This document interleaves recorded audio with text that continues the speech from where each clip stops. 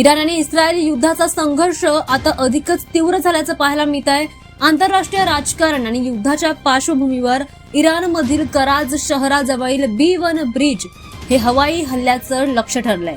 अमेरिकेच्या आणि इस्रायलच्या संयुक्त हल्ल्यात किमान 8 नागरिकांनी त्यांचा जीव गमावलाय, तर 95 पेक्षा जास्त यामध्ये जखमी झालेत। हा ब्रिज तेहरान आणि इतर प्रमुख शहरांना जोडणारा एक महत्त्वाचा वाहतूक मार्ग आहे आणि त्यामुळे या हल्ल्यामुळे मोठं आर्थिक आणि मानवी नुकसान झालंय।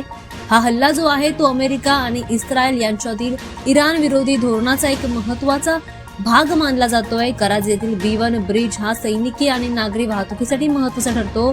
हा हल्ला महत्त्वाचा म्हणजे रात्रीच्या वेळी झाला, जेव्हा अनेक लोक वाहतूक आणि सार्वजनिक ठिकाणी होते, त्यामुळे नागरिकांचं यामध्ये मोठ्या प्रमाणामध्ये नुकसान झालंय। यामध्ये 8 जणांनी त्यांचा जीव गमावलाय, तर इतर जण यामध्ये जखमी झालेले आहेत। त्यांच्यावर सध्या जवळच्या रुग्णालयात उपचार सुरू आहेत। काही जखमींची परिस्थिती जास्तच गंभीर असल्यामुळे डॉक्टर त्यांच्याकडे विशेष म्हणजे लक्ष देत आहेत, त्यांना वाचवण्यासाठी प्रयत्न सुरू आहेत। इराणच्या राष्ट्राध्यक्षांनी या हल्ल्यावर संताप व्यक्त केलाय।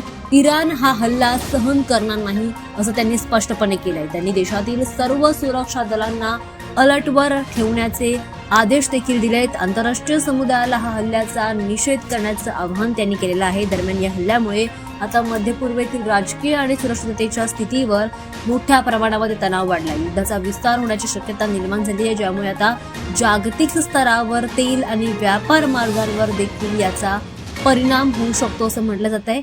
सध्या स्थानिक प्रशासन, रुग्णालये आणि बचाव दल सतत कार्यरत असून पुढील तपशील हळूहळू आता याबद्दलचे समोर येत आहेत।